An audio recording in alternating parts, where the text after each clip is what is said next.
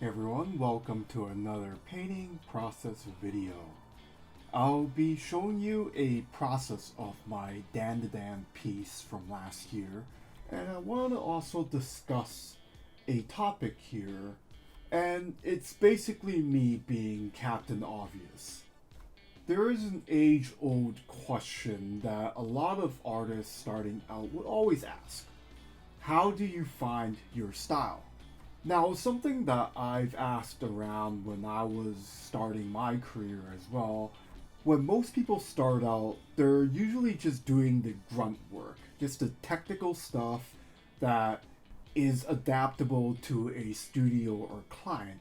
It takes considerable effort to begin to find and engineer the look that you want, the style that you want.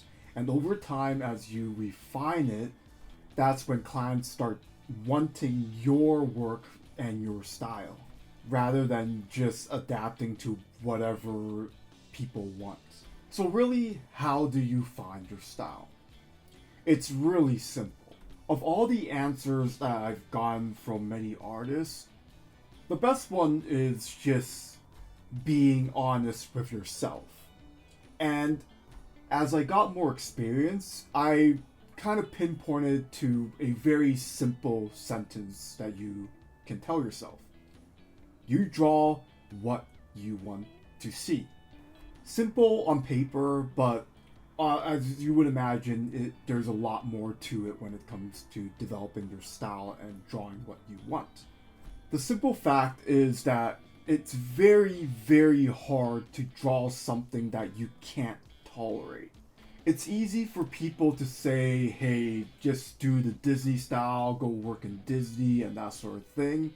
And I'm not disparaging that, but we're all wired differently.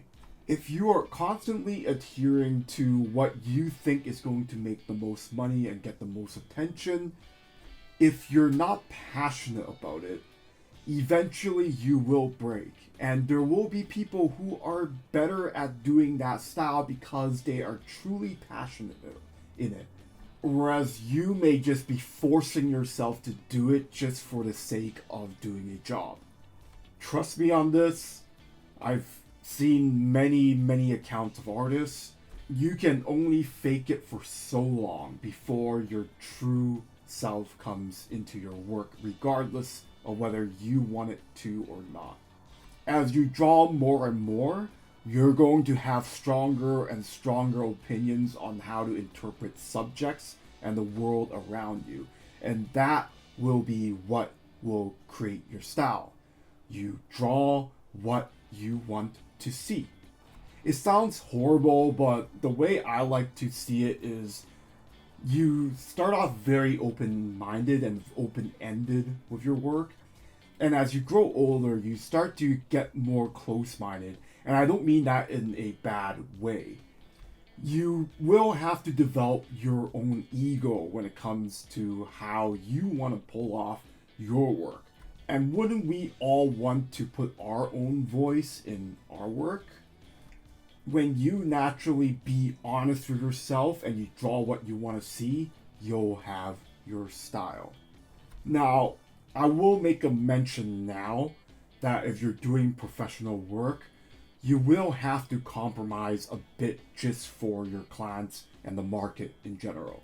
That's really the big difference between a professional and a hobbyist. For myself, if I were to truly be honest with myself and draw what I really want, it will probably look a bit different than what you see on the screen. However, what I'm showing you here is something that I can personally tolerate and do well at.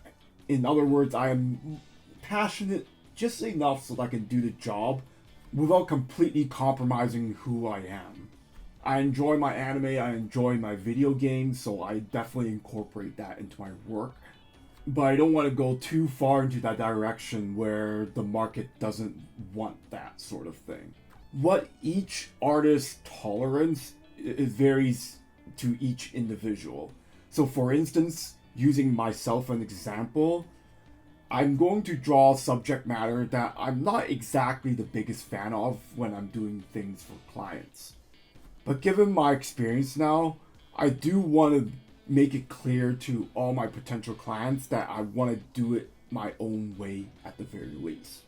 That's where my tolerance is. I want to ensure that when I'm painting, I'm doing it my way. There are certain processes in digital painting that I simply do not like, and that's where I draw the line. And you have to find your own line when it comes to professional work.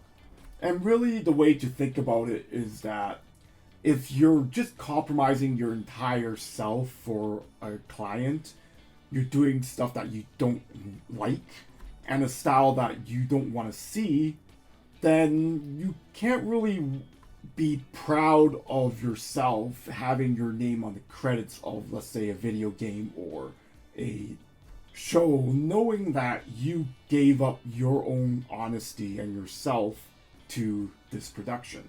Now, granted, some artists are able to tolerate that and they're free to do that, but for myself, I want to know that whatever I make is something that I'm proud of. You may have heard stories of actors and artists who deliberately tell the production to omit their names from their credits. As much as we want to suppress our egos as artists, there's only so much we can take, and part of developing your style is to harness your own ego, your preferences, your likings and pet peeves. And eventually you just sort of stumble into the style that you appreciate for yourself. Again, you draw what you see. So honestly, if you're still in the process of finding that voice, there's only one advice I can give you. And that is to experience more of the world and just draw a lot more. It's not something that you deliberately try to find, like you're hiking in a forest and you somehow find that magical style that just everything clicks in that one moment. This sort of thing takes grinding. I get a lot of media likes to talk about artists like they find this sudden inspiration and they get that magical moment that everything works. It rarely happens like that. It's likely due to a lot of practice, and there's no overnight successes. As long as you continue to ask questions about the world, questions about yourself, and just keep trying different things, eventually the style will find you instead of you finding your style. It's really that simple. You draw what you want to see. What are you going to contribute to this world that you believe is worthwhile for everyone else to experience as well? Again, it's loaded and it's also egotistic by its very definition, but that's a good type of ego that every artist should have. So use that to your advantage. Anyways, thank you for watching. As usual, like this video, subscribe to my channel. Any bit of support helps in creating more of these videos for you guys. Thank you for watching, and I'll see you next time.